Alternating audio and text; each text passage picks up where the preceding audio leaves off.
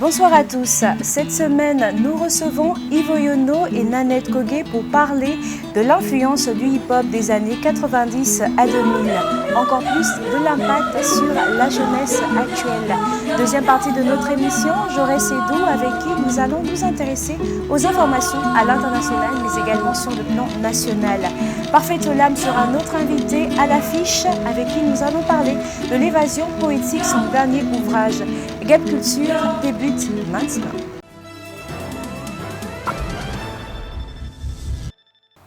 Comme nous vous l'annoncions, nous sommes cette fois-ci en compagnie de Nanette Kogé et de Yves Oyono. Nanette, bonsoir. Bonsoir Jennifer. Merci d'avoir accepté notre invitation. C'est un plaisir.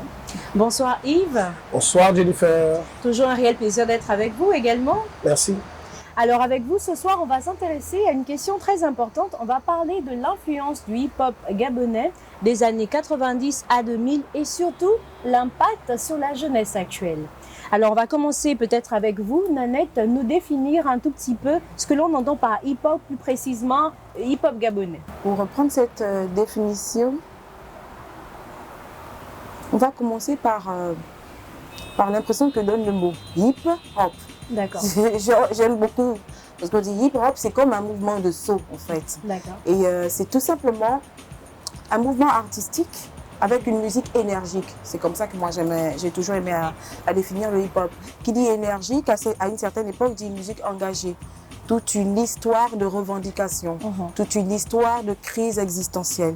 Mais c'est un mouvement qui ne se limite pas tout simplement qu'à la musique. C'est un mouvement qui prend tous les milieux urbains et qui trouve d'autres formes d'expression. On a de grosses mutations. On a le hip-hop qui est présent à travers la peinture, à travers l'art sculptural, dans ce qu'on appelle les peintures murales, dans ce qu'on a appelé, entre griffes, les tags. Voilà. En fait, c'est une autre expression que l'on vit, cette fois-ci par le dessin. On a le hip-hop qui s'exprime également dans la musique. On a le hip-hop qui s'exprime également, enfin, on va dire la musique, on va dire la peinture, on va dire la danse, voilà, autant pour moi.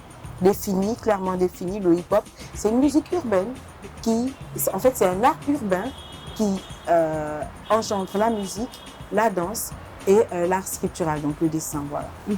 Alors, dites-nous Yves, on est autour des années 90, c'est un peu l'apologie du hip-hop en Afrique, parce que déjà quelques années avant, on l'a au niveau de l'Hexagone, surtout aux États-Unis, on a déjà un hip-hop pur et dur, mais surtout contestataire.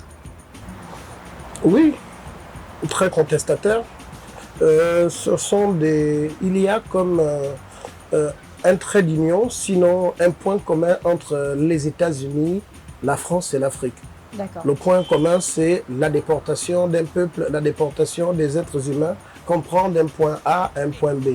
Ce sont les Africains qui vont peupler les États-Unis dans une moindre mesure, parce que les grands travailleurs aux États-Unis, dans les plantations de coton, en tout ce qui concernait les travaux durs, c'était les Noirs qu'on venait chercher. Dit-on que nous sommes robustes, nous avons eu une espérance de vie très importante et nous sommes forts. Donc, ce sont des fils d'esclaves qui ont matérialisé leurs lamentations, leurs cris, leurs douleurs, comme le disait Nanette, par des formes artistiques qui finalement vont constituer ce qu'on appelle le hip-hop.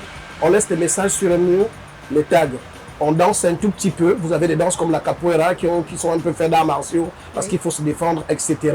Donc, il y a la danse à l'intérieur. Vous aviez le smurf, vous aviez le breakdance et d'autres formes de danse qui vont se développer parce que, comme elle nous disait aussi tout à l'heure, c'est des mutations. Vous voyez un tout petit peu. Et puis, on avait l'expression orale, MC, la personne qui met un peu le show, la personne qui parle, qui dit des choses, qui passe un certain message, mais en parlant. Parce que rapper, c'est s'exprimer, passer un message, mais en suivant une certaine cadence, un certain rythme musical. Donc, le point commun entre l'Afrique, les États-Unis et la France, ce sont les Noirs. Les Noirs, vous en trouvez dans les dom-toms. Les Noirs, vous en trouvez aux États-Unis. Les Noirs, on en trouve aussi en Afrique, évidemment, parce que nous venons d'Afrique. Et puis, j'ai déjà cité les Antilles. Et puis, vous avez les Cubains, l'Amérique du Sud, tout ça dans l'Afrique du Sud. Donc, vous avez toujours cette forme de revendication, la colère, on a envie de s'exprimer. Et tout ça là, ça c'est toujours bien exprimé dans le hip-hop. Alors, dites-nous, Nanette, quelles sont finalement les grandes influences des années 90 à 2000 ? des années 90 aux années 2000, les grandes influences, les grands combats. Si je prends plus précisément le cas, la situation de l'Afrique, on sait que c'était la grande période des indépendances. Donc, ce qui lie automatiquement le mouvement hip-hop à toutes les mutations sociopolitiques. Et ça, ces mutations ont constitué une matière qui a effectivement enrichi le texte et enrichi l'expression de l'art urbain. Si on doit prendre également les États-Unis ou la France, on a effectivement un autre type de mutation aussi. Notamment en France, on a le phénomène des banlieues. On a une certaine jeunesse qui est africaine de France, une jeunesse arabe qui s'est un peu mêlée avec la jeunesse française sur place, qui ont beaucoup de choses à revendiquer aux nouvelles représentations, aux nouveaux représentants politiques, notamment cette liberté de pouvoir se développer sans rentrer dans les dogmes qui sont issus de tous les systèmes politiques établis. Et c'est un peu ce phénomène au niveau de la France qui pousse également toute la grande lignée de la démocratie au niveau de l'Afrique. On a observé cette démocratie au niveau de l'Afrique à travers le baromètre du mouvement hip-hop, très précisément. Il y a eu des images, il y a eu des messages, il y a eu des actions. Il y a eu des actions qui sont allées au-delà de l'art pour devenir des mouvements populaires, des gros mouvements de revendication. Je dis que c'était étroitement mêlé au hip-hop parce que la plupart des mouvements de revendication dans les années 90, c'était quand même des mouvements qui étaient portés par la jeunesse, essentiellement la jeunesse. Alors, pour résumer, c'est ce que je peux dire. Pour ce qui concerne les États-Unis, c'était essentiellement des mouvements qui étaient liés à l'identité, qui étaient liés aux reconnaissances, qui étaient liés au respect et qui étaient liés à ce mauvais rapport entre la police et les jeunes blacks des États-Unis. Qui n'a pas totalement changé encore aujourd'hui si on veut. Mais on va revenir au niveau du Gabon, dans le cas de l'Afrique centrale, plus précisément au Gabon, et on a des temps forts. Alors on a le multipartisme, on a le vent de l'Est, on a la conférence nationale, et là on se demande mais quel a été le réel message du MAPAN à cette époque, j'ai envie de dire autour des années 90-91? Le principal message du MAPAN, déjà, il faut dire que le rap épouse l'ère du temps. Depuis l'avènement du rap au Gabon, en Afrique, fin années 80, début années 90, on sort du strictement disco, on sort du strictement breakdance, du funk, pour entrer maintenant dans l'ère du rap même. Parce que le hip-hop, c'est tout un ensemble. Les gars de Libreville, on adore les filles et la musique, le vent de l'Est nous a fait réfléchir, yo, parce qu'il se passe vraiment des choses bizarres en Afrique, tous les présidents se sont mis d'affaires.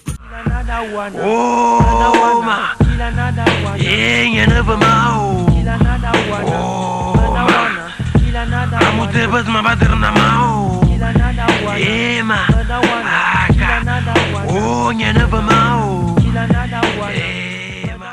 Le gros message, c'était quoi? Le gros message, c'était celui de la démocratie. Nous voulons nous exprimer, nous voulons avoir la possibilité de choisir nos leaders, les chefs de nos cités, ceux qui vont présider à nos destinées. Mais nous voulons aussi qu'il y ait une décolonisation réelle, qu'il y ait une indépendance réelle, une indépendance économique et une indépendance politique. Et qu'ils cessent d'avoir comme une espèce d'ingérence dans nos affaires. Parce qu'à chaque fois que nous avons des problèmes chez nous en Afrique, on nous demande toujours d'aller nous asseoir autour de la table du blanc pour qu'il soit le grand arbitre pour nous donner des temps de parole. Et qu'à la fin, il puisse conclure et nous dire qui a tort ou qui a raison. Donc en fait, nos grands discours, c'était ceux liés à l'identité, liés à la reconnaissance de nos États, liés à la démocratie, mais aussi liés à nos conditions de vie. Donc ça tournait autour de ça. Et puis la revendication, la revalorisation aussi de notre identité. Parce que nous voulions nous exprimer, ceux qui étaient forts, voulaient qu'on sache de quelle lignée ils sont, ceux qui sont zébis. Voulaient qu'on dise ceux qui sont tékés, voulaient qu'on sache que chez un pays téké, au Bamba, il y a le Njobi, ça se passe comme ça, etc. Et donc nous on rappelait aussi en langue locale. Donc c'était ça les gros messages en fait. Au chaud du pays, Gabon d'abord. Mais mon œil sait encore voir et mon cœur sait s'émouvoir. Au jour du pays, Gabon d'abord. Mais mes yeux savent encore voir et mon cœur sait s'émouvoir. Ah oui, yo yo, ah oui, yo yo. Ah oui, yo yo, ah oui, yo yo. Ah oui, ouh, ouh, ouh.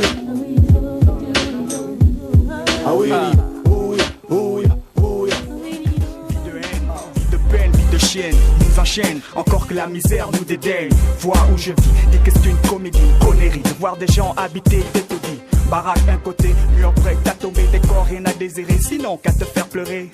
Aïe, comme suis-je aveugle de voir que des Rio à Québec, les cités sont pleines d'immeubles, remplis de meubles, d'une part le beurre, car il ne gueule. Fokabotiki, Mersha, Foulumen Amanda, comme un Foulumen. Fokabotiki, Mersha, les fous traînent, qu'est-ce qui se passe? Les rats traînent, qu'est-ce qui se passe? Les chiens traînent, qu'est-ce qui se passe? Les eaux, aou, les routes, aou, les poubelles, aou, qu'est-ce qui se passe? On va dire qu'il y avait déjà beaucoup de choses à cette époque, autour des années 90. Oui, il y avait énormément de choses, mais il faut quand même qu'on tienne en compte le fait qu'on était dans une certaine mimétique. Oui. Ouais, on va dire qu'on était une certaine mimétique qu'on appelait vulgairement I wanna be. On va dire I wanna be, je veux être, I wanna be what, l'American boy. C'est-à-dire qu'on voulait ressembler à ces jeunes des États-Unis dans une civilisation qui paraissait comme la civilisation à la mode. Oui. En fait, on s'est toujours dit que le summum c'était les States. Et puis quand on ramenait le hip-hop ici, on se retrouvait à mettre des manteaux de fourrure sous le soleil. Oui, c'est vrai, on a vu ça dans pas mal de clips. Toutes ces incompatibilités qu'on a eues, il n'y avait pas que des incompatibilités vestimentaires. Il faut dire en fait qu'au départ, on s'est dit, pour être vraiment des personnes de valeur, on avait besoin d'imiter le summum, en fait. Donc, on s'est retrouvé un peu dans cette dynamique-là pendant un temps. Ça a évolué vers un autre type de dynamique. On a commencé à parler le discours politique. On a abordé le discours politique dans le hip-hop. Après, on a abordé le discours identitaire. Il y avait beaucoup de points sensibles avec le discours politique. On a été soumis à certaines formes de censure. C'était normal à l'époque. C'était normal d'adopter le discours politique. C'était la principale preuve qu'on avait le souci de notre avenir. Voilà, il y avait ça. Maintenant, après, avec la démocratie, comme je l'ai dit tout à l'heure, tout s'est imbriqué. On n'avait pas le choix que de parler de ces choses-là. Après, les choses ont évolué et très bien évolué. Moi, j'ai vraiment aimé, notamment pour la partie du Gabon, parce que ça a été le même phénomène au Sénégal, notamment. Oui. On a observé une évolution entre le discours politique, qui est devenu le discours politico-social, ensuite qui est devenu le discours politico-socio-identitaire. Tu vois, on est rentré dans l'identitaire, on est parti directement sur la valorisation du passé, la valorisation de l'Afrique, la valorisation des symboles, oui. La valorisation de toute la personnalité de l'image africaine. Et cette valorisation a tellement bien travaillé qu'elle a créé d'autres courants de musique comme l'afro-soul, par exemple, comme l'afro-jazz, par exemple. On était reparti sur la quête, l'exploitation et la promotion de toutes les sonorités qui étaient les nôtres. Voilà. Exact. Je suis d'accord avec vous. Et là, je vais revenir avec vous, Yves. On a un premier morceau. Un morceau quand même qui fait beaucoup parler de lui. C'est la chanson, j'ai envie de dire, un morceau de VDA4. C'est African Revolution. Est-ce que finalement, à cette époque, c'est un peu le leitmotiv que vont partager tous les jeunes? Oui, VDA4, le groupe VDA4 du Gabon, est un gros déclencheur avec Revolution. Revolution va déclencher les choses. Revolution va nous motiver. À plus d'un titre, parce que Revolution va nous donner la preuve que nous aussi, nous pouvons.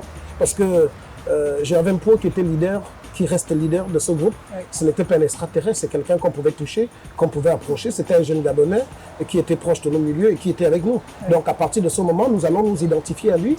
Et chacun de nous est convaincu qu'il peut aussi. On cesse d'être dans nos rêves de Milli Vanilli, de Vanilla Ice, de MC Solar, etc., qui sont des gens qu'on ne verra peut-être jamais. Là, on a la possibilité d'entendre à la radio sur Africa numéro 1, dans le hit parade Kilimanjaro, présenté par Akad à l'époque, un jeune groupe de rap gabonais qui sort un maxi single qui a été conçu en France avec Stacy King qui faisait les chœurs, Gervais et Feller et les autres pour les bacs. Et le truc arrive au Gabon, nous sommes complètement éblouis. Okay. Et chacun de nous va repartir vers son cahier et sa feuille pour coucher des lettres. Donc, c'est vrai qu'il y a eu PBS qui est considéré aujourd'hui comme le super grand groupe qui a amené nos rap africains vers l'Hexagone. Mais l'histoire retiendra quand même que tout part du Gabon avec le groupe VDA4. VDA4, après, on rentre dans RAS qui s'essaye avec Anyanya. Et après, On a Positive Black Soul de Dogiti et Awadi.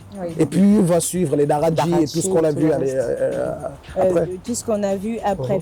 Et donc, est-ce qu'on peut finir par parler au niveau du Gabon? On a la côte ouest, patronnée par Arcane Banangoy, mais également Armand Attal. Oui. Bien sûr, le mouvement de la côte ouest, je ne faisais pas encore mes écoles dans les hip-hop. Pas encore. Il faut dire, mais c'est quand même un mouvement que j'ai très bien observé, qui a provoqué plusieurs types qui m'a stimulé également pour entrer dans le mouvement. Et je retiendrai ceci. On avait Arcade Banangoy qui organisait au cabaret des artistes des concours de rap. À côté, on avait Armand Akam aussi qui exploitait en tant que DJ. Mais on avait également pour toutes les parties radio, toute la promotion du hip-hop, toute cette année-là, on a quelqu'un qui a énormément travaillé, c'était Iboga Power. Régis actuel Iboga Power. En dehors de lui, il y a eu une multitude d'autres DJ et animateurs qui ont contribué entre cette époque-là et à une époque toute récente, parce que ce mouvement-là n'est plus vraiment en ampleur, entre cette époque-là et une époque toute récente, à développer, qui ont contribué à développer, ne fût-ce que sur le plan national, le mouvement hip-hop. Mais le gros acquis qu'on ait fait dans le hip-hop, pour le hip-hop gabonais au niveau du continent africain, c'était Africa numéro 1.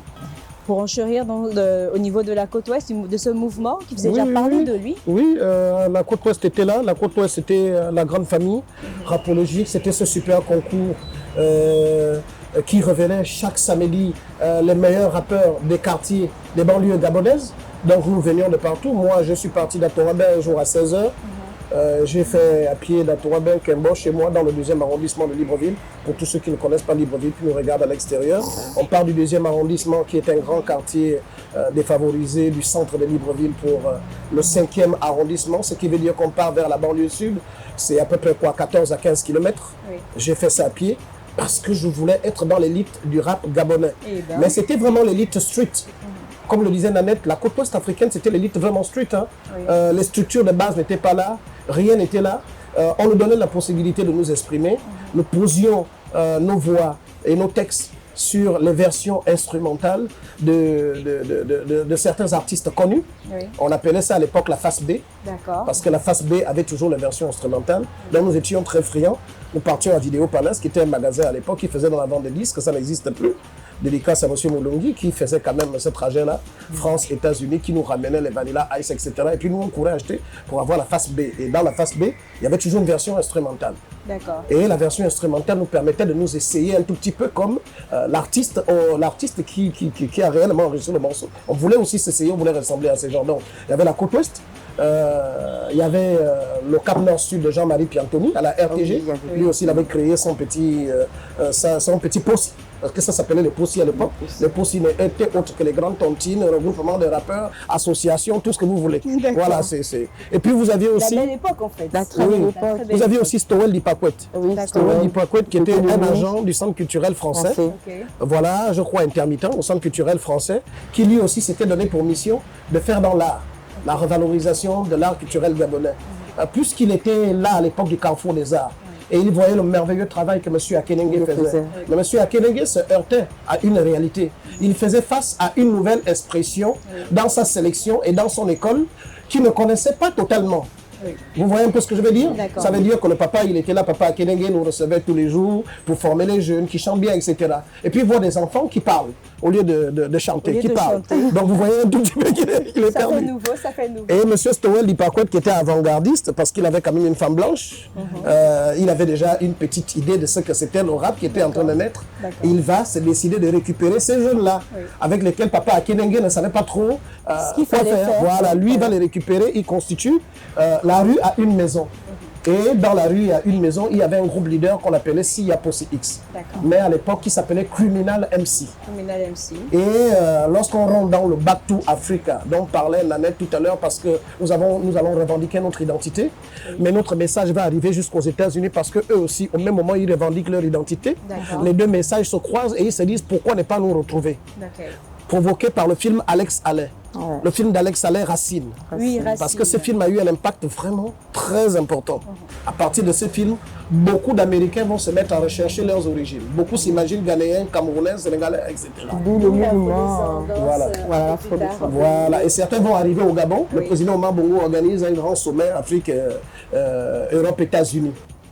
qui est à l'origine des maisons que vous voyez à la Cité de la Démocratie, là, les belles maisons que vous voyez quand vous descendez là. Oui. Voilà, ce sont les maisons qui ont été construites à cette occasion pour recevoir tous les chefs d'État qui devaient arriver. Et Visostar a chanté la bande-annonce de ce grand festival. Et à partir de ce moment, nous allons changer de nom. M16 n'est plus M16, il devient Lord de Comindon. Il revendique son nom de famille. D'accord. Baponga n'est plus Frank Booker, il devient Frank Baponga. Okay. Vous voyez un tout petit peu. On part de Mauvaise Haleine qui était Bad Breath. En rendant Mauvaise Haleine, on préfère franciser ça. D'accord. Criminal MC n'est plus Criminal MC, ça devient Siapossi X, c'est un peu américanisé toujours, et puis ça devient Siapossi, la terre à battre enfant. Ok. Et vous aviez là-bas chez Stowell, les groupes comme, vous aviez le meilleur qui a commencé dans la ragamuffin, qui s'identifiait un tout petit peu à King Daddy Yod, c'était Big Joe. Okay. Voilà Big Joe qui chantait Ragamo, Ragamo, etc. Et puis vous aviez Poloko France, vous aviez TSK, vous avez ISB. C'était les groupes vraiment ténors de Stowell d'Ipakwete. À la côte ouest, les groupes ténors, c'était quoi? NWRMC, c'était Harley Boris et Koga, c'était Ice Power, et puis vous aviez Boys Enemy, et puis voilà quoi, tout ce qu'on peut dire vers cette époque-là. Nanette, on va dire que ça va faire plus de 10 ans, sinon plus d'une vingtaine d'années que vous êtes sur la scène. Quelle a été véritablement la place de la femme à cette époque? C'était très compliqué en même temps. Il y avait deux possibilités. Soit ça ne l'était pas, soit ça l'était. Pour que ça soit pas compliqué, il fallait... parce qu'il faut quand même que je redécrive ce hip-hop-là à l'époque comme un milieu macho. Il faut dire que c'était un milieu macho.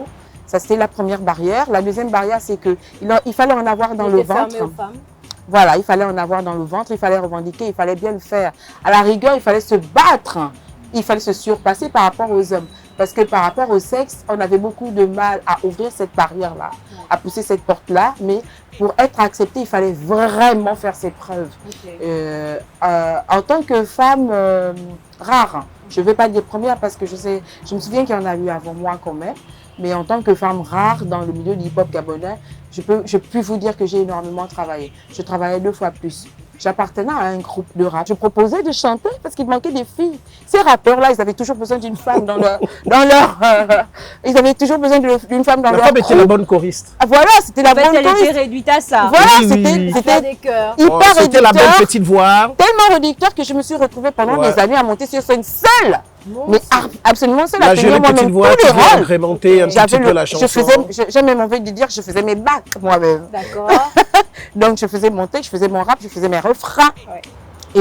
Et souvent j'avais un DJ qui me sabotait, je peux vous dire, parce qu'il se disait que c'était une injure que de me voir là, me présenter là comme ça. Et puis au fur et à mesure, j'ai fighté sur le terrain, on a un peu croisé le fer et j'ai réussi à me faire respecter et accepter. Mais même jusqu'à maintenant, c'est compliqué quand on m'invite en feat pour rapper. Ils m'invitent tous pour le côté fluet de la voix. Viens, tu vas me mettre un truc ici, d'un mec. Et je vous dis pas combien de chansons. Je crois que je peux totaliser les 500 titres dans lesquels j'ai participé dans le hip-hop, de génération en génération. On va revenir sur vous, Nanette, et on fait quand même un constat. La jeunesse de l'époque, elle est beaucoup plus consciente. La jeunesse de l'époque, elle a un objectif, c'est d'éduquer. On va se reprojeter en avant, donc 15 ans plus tard, c'est totalement le contraire. Mais comment expliquer cela?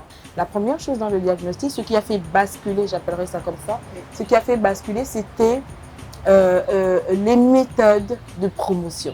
Parce qu'on a commencé sans penser les stratégies de promotion. On a commencé, on n'était pas des professionnels, mais on était avant tout des passionnés.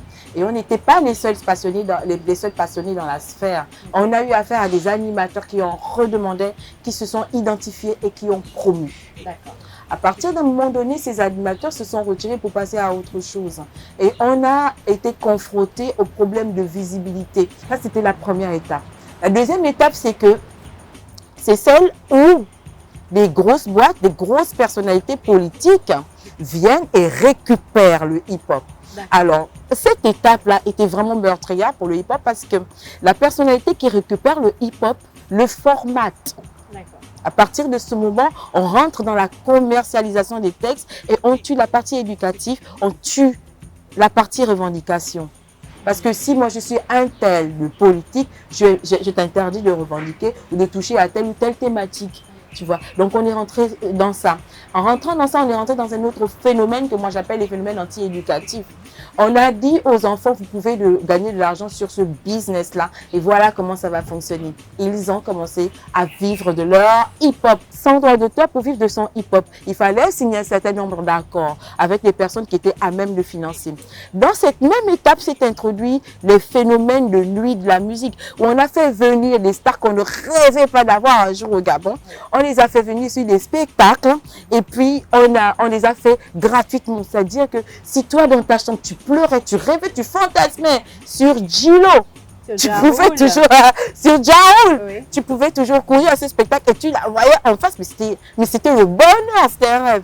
Et ça a engendré quoi? Qu'est-ce que ça a engendré? Ça a engendré une espèce de petit parallèle de comparaison qui a fait en sorte que quand les artistes locaux revenaient pour essayer de faire de l'argent sur leurs propres projets et leurs spectacles, ça pouvait même plus fonctionner. Ouais. Okay. Et ça ne s'est pas arrêté. Là, on était déjà en plein pied dans le drame commercial du hip-hop et de la musique au Gabon. Vous voyez bien qu'il y a un déclin. Ouais, il y a eu un déclin. Ben oui. Les enfants se sont versés dans une version de la musique qui est à même de produire vite.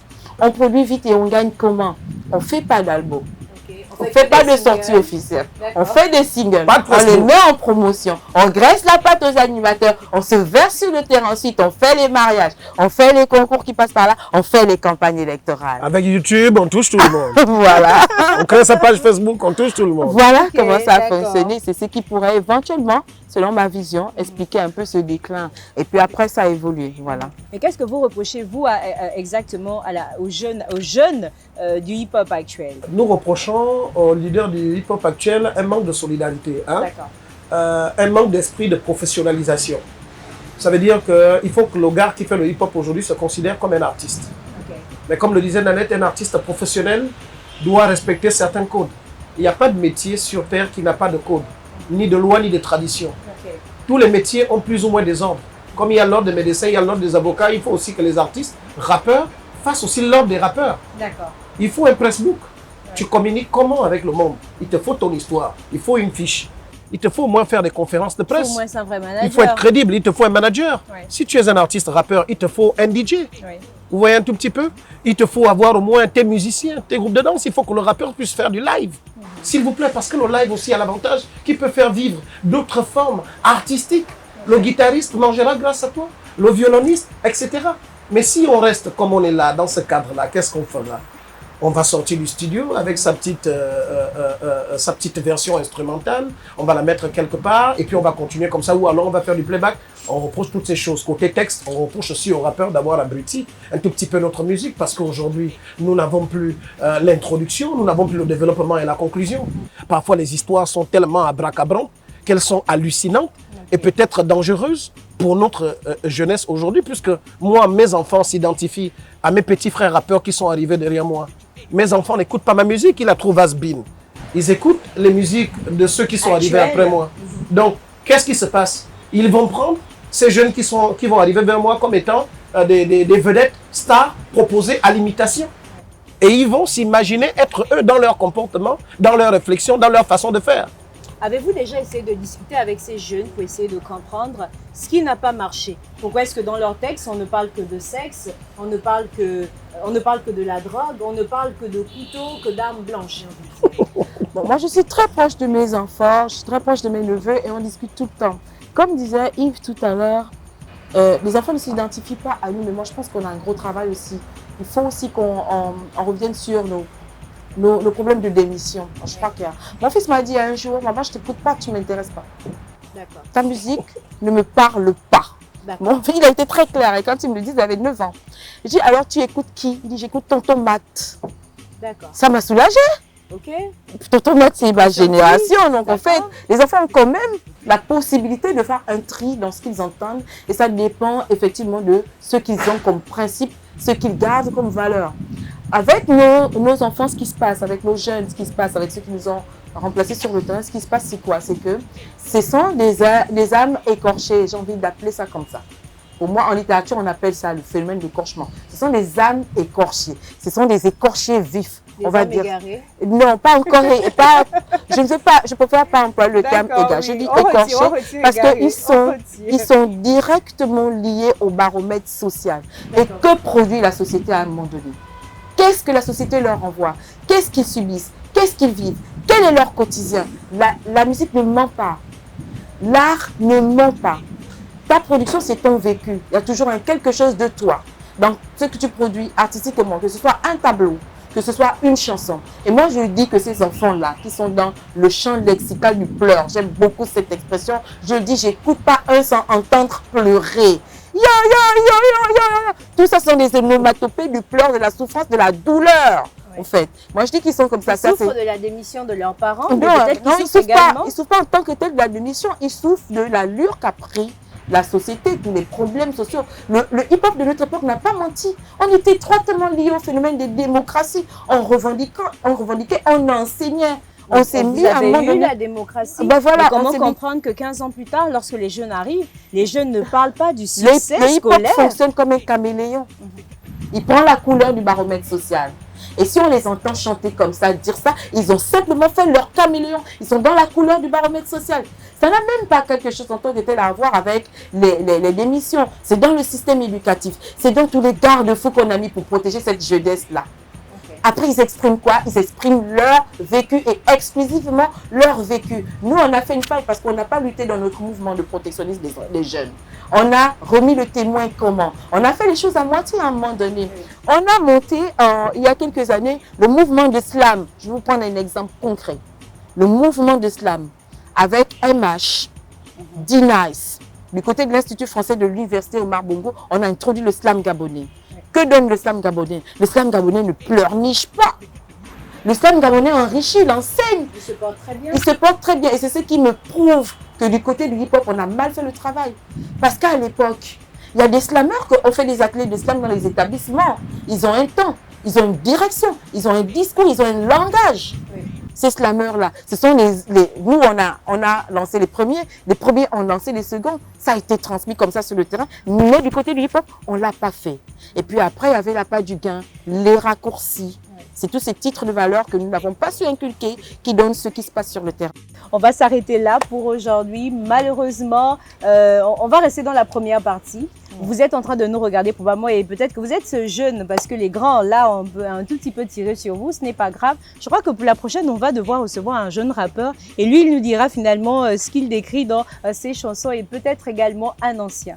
Donc, Focus Culture est à présent terminé. Nous passons à la deuxième partie de notre émission avec nos chroniqueurs. Mais cette fois-ci, je reste Edou et tout seul et on va parler de culture à l'international, mais également sur le plan national. Merci.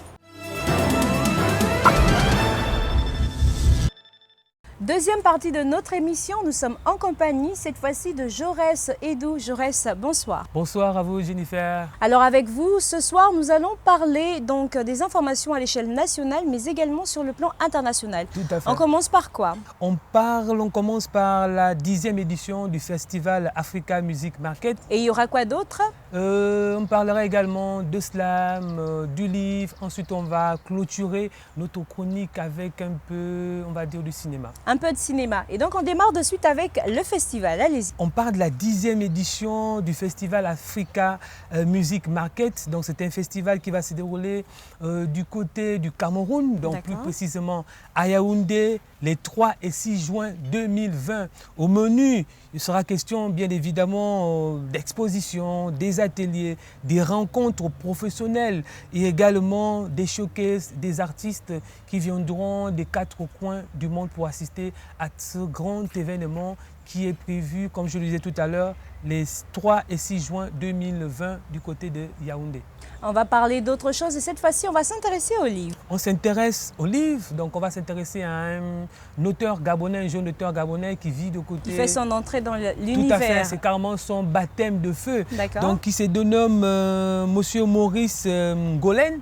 Voilà, donc étudiant gabonais, comme je le mentionnais, il a mis sur pied un ouvrage intitulé « La carte de la douleur ». Il faut rappeler que cet ouvrage, en fait, dépeint l'histoire d'une tragédie entre adolescence et maladie. D'accord, on espère bien sûr qu'on pourrait découvrir éventuellement cet ouvrage dans les prochains jours au Gabon. On s'intéresse cette fois-ci à un autre festival. On s'intéresse à un deuxième festival. Là maintenant c'est du slam, parce qu'il faut dire que du côté de la fédération du slam, ça bouge énormément. Les collectifs des slams, ça bouge de ce côté-là. Donc on parle de la deuxième édition du FESE.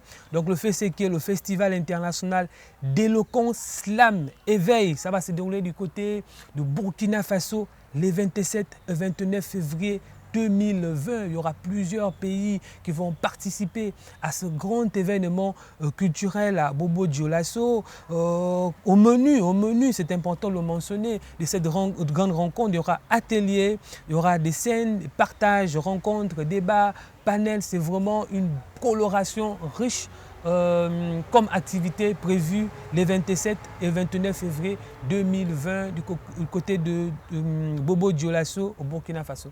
D'accord. Et pour finir, cette fois-ci, on va parler de cinéma et surtout de cette grande série télé gabonaise. Une grande série télé gabonaise, Les Mésaventures de Doudou, voilà, donc qui revient en force et toujours entretenir son public, ceux qui ont été bercés par les mésaventures de Doudou, mais sont tout simplement invités aux diffusions, voilà, des mésaventures de Doudou à l'Institut français du Gabon. Ce sera le 5, le 8, le 12, le 15 et 19 février 2020. Ce sera à partir de 17h30. Vous êtes tout simplement conviés comme ça à pouvoir voyager à travers les mésaventures de Doudou.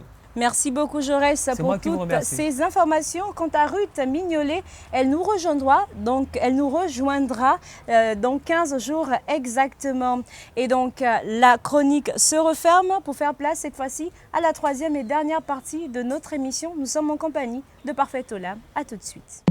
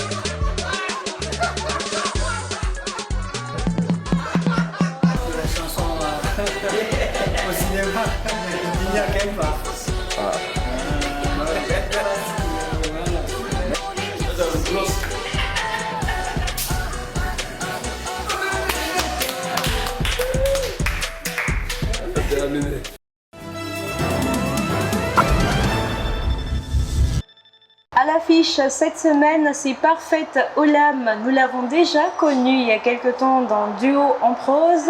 Ensuite, Écarville. Et aujourd'hui, c'est un nouveau bébé qui voit le jour, Évasion poétique. Bonsoir Parfaite. Bonsoir Jennifer. Merci d'avoir accepté notre invitation. C'est moi qui suis toute honorée d'être parmi. Donc avec vous, on va parler de ce nouveau livre, j'ai envie de dire Évasion poétique, mais surtout, vous avez fait la présentation de ce livre il y a quelque temps exactement, au niveau du musée national, et plusieurs thèmes reviennent. On parle d'amour, on parle de la femme, on parle de mélancolie, mais surtout du rêve. Oui. Bien, Évasion poétique, nous avons fait la présentation le 24 janvier dernier et c'était un bel échange avec le public, avec les lecteurs, et c'est toujours une façon de faire hommage à la poésie, parce que souvent les gens ont du mal avec ce registre-là. Beaucoup estiment que ce n'est pas un langage donné, accessible à tout le monde. Et là, on a vu ce jour-là qu'il y avait des poètes dans la salle. C'était très intéressant. Oui. C'était non seulement très intéressant le fait qu'il y avait du monde, parce que voilà, la salle a refusé du monde, mais aussi qu'on réalise qu'au fil des ans, le côté, j'ai envie de dire, le côté lectorat du Gabon est en train de s'agrandir. Tout à fait. La littérature gabonaise fait son mode de chemin. Et puis on s'impose peu à peu, mais il y a encore beaucoup de défis à relever quand même. Oui, exactement. Alors, cette poésie dénonce quand même les travers de la société. Beaucoup. Et les thèmes sont un peu variés. On va de la question de la femme, de l'amour, de la violence, de la mort, et de ce mal-être-là que tout le monde a au fond de lui. Donc c'est un peu tous ces questionnements-là qu'on retrouve dans Évasion poétique. Et puis il y a surtout le rêve. Le rêve, parce que sans rêve, on n'existe plus. On parle surtout de ce rêve et également d'une petite mélancolie. On a l'impression que la femme à l'intérieur se donne soit des ailes ou elle est fatiguée de pleurer. Pas forcément, mais il y a la question de la femme qui n'arrive pas à s'exprimer librement. Parce qu'on est un peu cantonné. Il y a d'une part la morale qui nous retient, il y a la raison, il y a la tradition, il y a l'éducation. Il y a la famille. Il y a la famille. La société. La société. Donc, et après, on se retrouve là, rempli de remords. Embrigadé, complètement. Si je savais, j'aurais pu. Et si je pourrais, j'aurais pu, etc. Donc, c'est un peu cet appel-là de dire finalement, laissez-nous aussi nous exprimer un moment. On a des choses à dire. Et lorsque je parle de la femme, je ne parle pas seulement de la femme gabonaise. C'est la femme dans le monde. Il y a des pays dans lesquels on retrouve des femmes qui n'arrivent même pas à s'exprimer, des femmes qui n'arrivent pas à donner leur point de vue, la femme qui est muselée, la femme qui ne se sent même pas belle en elle-même. Donc il y a toutes ces questions-là. Alors que pensez-vous, dites-nous, du mouvement féministe en tant que tel? Bien, je suis contre le féminisme outrancier. C'est-à-dire être dans les extrêmes en disant « femme, je ne peux plus faire ceci », cette guerre ou alors cette revendication extrême. Mais je suis pour la femme qui respecte l'homme, la femme qui accomplit ses tâches ménagères. Parce qu'on est femme. La femme qui éduque ses enfants, mais aussi la femme qui lève la tête quand il le faut. Ça, c'est mon féminisme. La femme qui est quand même remise en arrière-plan, on va dire, ces quelques années. La femme qui finalement, malgré la règle 13-25, le quota qui n'est toujours pas atteint, la femme qui est toujours... qui n'a toujours pas ses hauts postes de fonction, là aussi, c'est à nous de nous battre. Parce que lorsqu'on parle, par exemple, de l'émancipation de la femme au niveau du Gabon, lorsqu'on observe cette émancipation-là, ça a été décrété. C'est-à-dire qu'on n'a pas eu, comme ailleurs, des mouvements sociaux des femmes qui ont marché, qui ont revendiqué pendant des mois, pendant des années, qui ont écrit, etc. On a dit la femme est émancipée et beaucoup n'ont même pas compris qu'est-ce que c'est que l'émancipation. Donc la question du pourcentage de la femme, etc., il faudrait pas... Il y a déjà le texte, etc., mais il faut aussi que nous-mêmes aussi nous battions. Il faudrait que nous soyons compétentes, il faudrait que nous nous battons avec nos armes, il faudrait qu'on s'impose, pas qu'on nous copte forcément. Parce que lorsqu'on dit, lorsqu'une femme attend une promotion, il ne faudrait pas qu'elle attende que cela se fasse parce qu'elle connaît X ou Y, mais par son travail, par ses compétences, par son mérite. Donc n'attendons pas, soyons le changement que nous voulons être. C'est exact. Alors, quelles sont les grandes femmes, j'ai envie de dire, ou alors les grandes figures féminines qui vous inspirent actuellement dans le monde? La première, c'est ma mère. C'est très rare parce qu'on a toujours tendance à aller chercher du côté de l'Hexagone, la première, c'est ma mère parce qu'elle a eu 8 gosses et je me demande encore comment elle faisait. Moi, je n'en ai pas beaucoup. Et je me demande comment elle faisait. Gérer les enfants, le foyer, les champs, et être forte à ce niveau. Elle est toujours là debout et elle continue à faire ses champs. Je me demande comment elle faisait, ces femmes-là, pour ne pas être stressées aujourd'hui. Elles étaient des superwomen, des véritables, finalement. Oui. Mais je ne sais pas si elles étaient hyper tendues comme nous, stressées, etc. Je ne sais pas comment elles géraient. À chaque fois, je dis, maman, comment tu faisais, etc. Donc, le premier visage féminin, c'est ma mère d'abord. Et ensuite, moi, j'ai beaucoup admiré Myriam Makeba. Myriam Makeba. Oui. Et pour quelle raison, Myriam? Pour son combat, on est quand même en apartheid. N'est-ce pas? Lorsque cette femme s'est distinguée, très peu de femmes prenaient la parole à ce moment. Elle était exilée à cause des idées qu'elle défendait. La liberté, la revendication, etc. de l'épanouissement des Noirs. Et on a une époque où beaucoup de femmes avaient peur. Beaucoup d'artistes avaient peur, mais c'est vraiment l'une des grandes figures. Hein. Et puis, évidemment, il y a bien d'autres, mais c'est d'abord elle souvent comme de suite, ce sont elles qui vous ont beaucoup inspiré. Alors, on parle de la poésie quand même, c'est un genre très peu connu au niveau du Gabon. Vous n'êtes pas très nombreux non plus des poètes qui se lancent dans ce genre et après on se demande, est-ce que finalement c'est véritablement compris de tous? En réalité, c'est un peu paradoxal parce que lorsque les enfants découvrent la littérature, on découvre la littérature par au travers du poème. Départ. Exact. Mais après, en grandissant, à l'école primaire, c'est les récitations. On s'en défait. Tout le monde. Mais après, le langage poétique devient inaccessible parce que c'est d'abord un repli sur soi. Et très peu de personnes prennent le temps de véritablement comprendre. De s'auto-regarder, de s'auto-critiquer. C'est-à-dire, la poésie, c'est un langage de l'âme.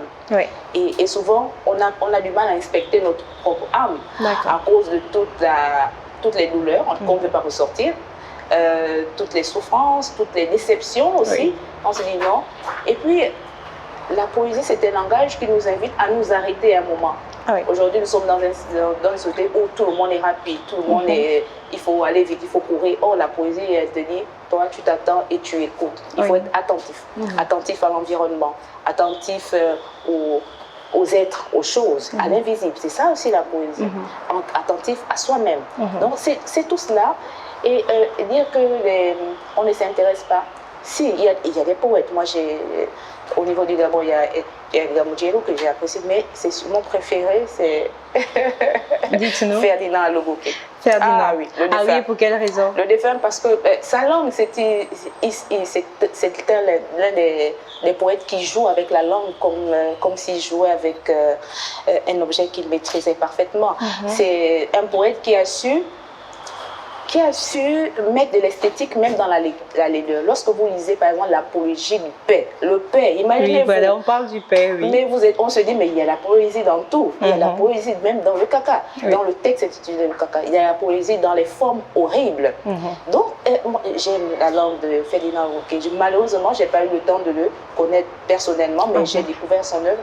Et il y a pas mal. Il y a Lusimba qui écrit très bien et qui est une grande poétesse gabonaise. C'est vrai que les poètes devraient initier des concours, etc., devraient davantage parler de la poésie parce que c'est un langage universel. En parlant de concours, on a à côté de vous, Plus Chéri Yabem Kogé, qui donc a initié un concept pour pouvoir amener pas mal de jeunes à réapprendre, se réapproprier la lecture. Et vous l'accompagnez dans cette bataille? Oui. Évidemment, lorsqu'il s'agit de faire la promotion de la littérature,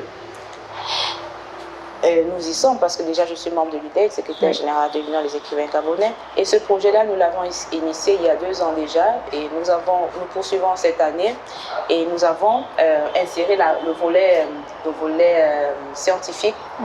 C'est-à-dire que nous voulons encourager les enfants à participer à tout ce qui a comme acte de protection de l'environnement. Donc, qui nous présente un projet qui vient de recyclage. Comment peut-on recycler un objet qui le démontre et qu'ils en fassent la démonstration. Et à côté de cela, évidemment, il y a le plaisir de lire, c'est-à-dire qu'ils nous fassent le résumé d'une œuvre gabonaise via les réseaux sociaux. Non seulement ils utilisent un outil un outil, l'outil numérique, etc., de manière utile. Oui. Voilà. Et ensuite, ils font la promotion de la littérature. Donc, lorsqu'ils vont sur YouTube, etc., ce n'est plus que pour regarder des vidéos ou bien des films, mais c'est aussi pour parler de littérature. Et pour découvrir tout ce qui se fait ça et là. Alors, on s'achemine pratiquement au terme de notre interview. Ah oui. Peut-être revenir sur où exactement on peut se procurer vos différents ouvrages. Bien, tous les ouvrages sont disponibles à l'Union des écrivains gabonais, au siège, à lui, au niveau de la statuette Araponda. Et certains sont également distribués, surtout Écarville, aux éditions de ça. Oui. Pour ce qui est évasion poétique, pour l'instant, il est disponible uniquement à l'UDEG. Alors, en parlant donc d'évasion politique, on va vous raccompagner avec ceci. C'est un petit bout d'évasion politique, présentation au Musée National il y a quelques jours. Regardez, on se retrouve juste derrière pour la conclusion.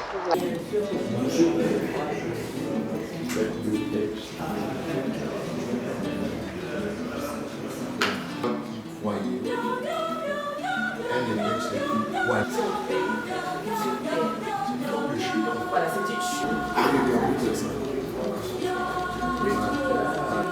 au cœur de la cité des gens. Et c'est là que j'ai mis la main. Évasion politique. Ça, je pense que c'est pas tout le monde. Maintenant, la poésie, ici, rien de mieux que la déclamation. Cette image donc a imposé sa propre représentation du réel. Vous pouvez reconnaître, c'est comme un âme de repas vient de Hayam.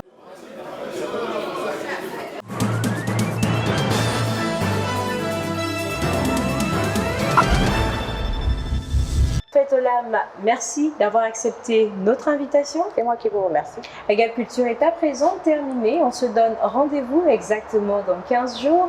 Pour l'heure, n'oubliez pas d'aller visiter nos chaînes YouTube, mais également nos pages Facebook. N'oubliez pas de nous laisser un message et même de nous envoyer vos suggestions. La Gap Culture est à présent terminée. On se donne rendez-vous très prochainement. Au revoir.